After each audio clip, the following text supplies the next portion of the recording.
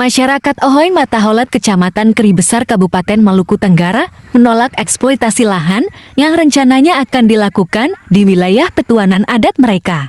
Penjelasan salah satu tokoh sesepuh masyarakat Ohoy Mataholat Mohtar Indra Tubun dalam wawancaranya menjelaskan alasan ditolaknya program eksploitasi lahan adat yang akan dilakukan pemerintah pusat.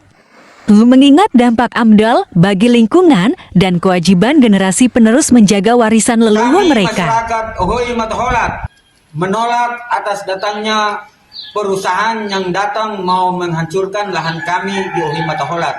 Kami menolak.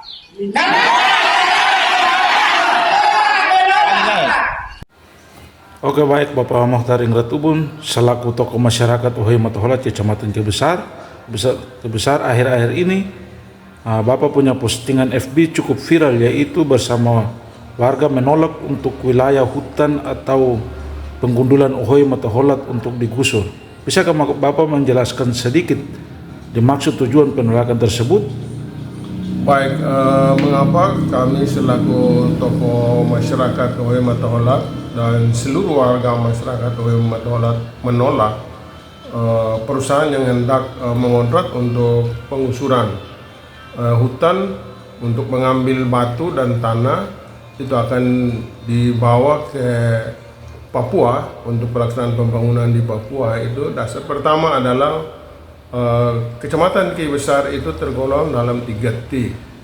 Nah, kemudian pulaunya sangat kecil dan hutan kami itu sangat tipis, sehingga kalau itu dikerok habis oleh perusahaan yang menurut informasi yang kami peroleh adalah milik Iksan, perusahaan raksasa yang datang dari Kalimantan, dengan akan menurunkan 50 buah Excel yang besar dengan dump truck dan seluruh armada laut yang akan mengangkut bahan material tersebut untuk dibawa ke Merauke.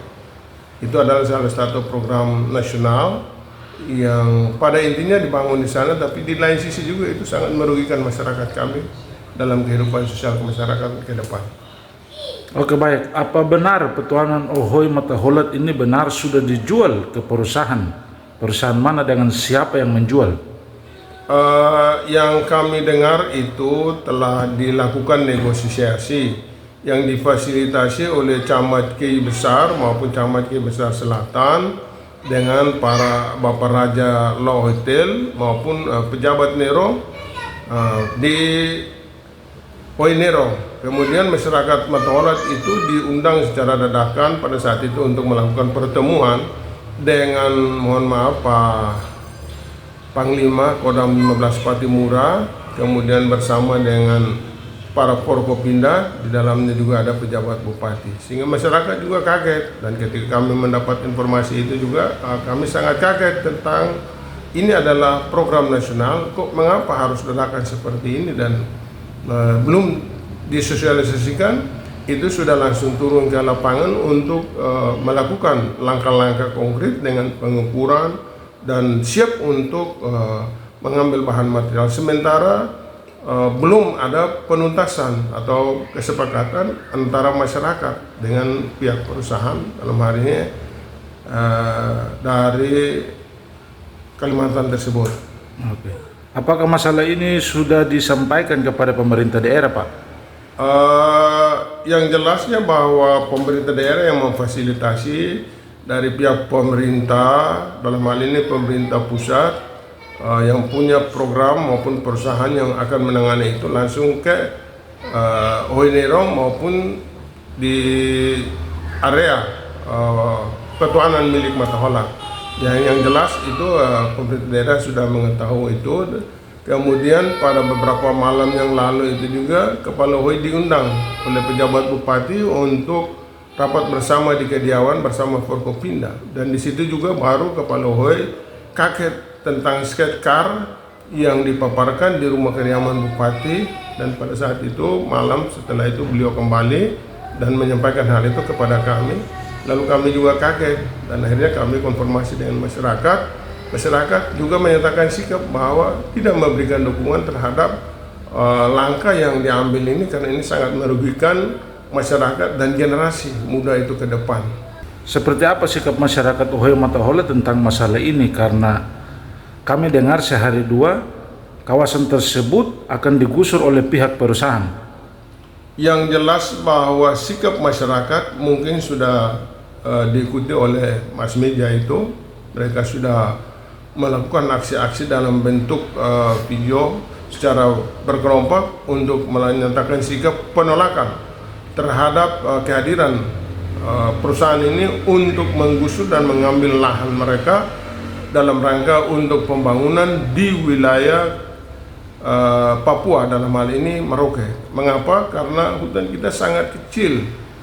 Itu daerah-daerah dataran rendah, ketika itu juga terdapat 4 sumber air yang menjadi hajat hidup dan kebutuhan dasar bagi masyarakat setempat, dan sejak turun-temurun itu masyarakat menggunakan lahan itu untuk menghidupi kehidupan masyarakat dari turun-temurun. Termasuk saya sendiri pada saat kecil berada di usia SD itu, saya bersama dengan orang tua itu membangun paparisa untuk kami bermalam di hutan itu untuk berkebun atau bercocok tanam untuk melangsungi kehidupan kami, dan hasilnya kami sekarang itu bisa menikmati apa yang menjadi harapan dan cita-cita kami pada waktu itu. Apa himbauan dan harapan kepada masyarakat Ohio Mataholat, pada khususnya masyarakat Kebesar pada umumnya? Yang pertama, kepada masyarakat Ohio Mataholat, mari kita semua sepakat menyatukan persepsi kita untuk melakukan penolakan terhadap langkah yang diambil oleh pemerintah pusat secara dadakan untuk menggusur atau mengontrak lahan kita untuk kepentingan pembangunan di luar Kabupaten Maluku Tenggara. Itu yang pertama. Kemudian yang kedua, pulau kita sangat kecil dan rentang. Ketika itu digusur pohon dan diambil batu dan tanahnya semua, maka otomatis itu akan sangat berpengaruh terhadap ekosistem yang ada di wilayah itu sendiri. Dan kepada seluruh masyarakat Maluku Tenggara, saya menghimbau agar mari kita menjaga Pulau Kebesar yang menjadi warisan dari leluhur, untuk kita melestarikan itu untuk generasi penerus kita yang akan hidup 100 tahun lagi yang akan datang. Saat ini kita boleh beriming-iming untuk mendapat uang, tetapi harus kita pikirkan keberlanjutan daripada generasi muda, dan daerah ini harus kita menjaga dengan baik, karena itu adalah warisan dan peninggalan leluhur yang harus kita jaga dan kita lestarikan. Terima kasih ya sudah menonton. Jangan lupa like, komen, dan subscribe.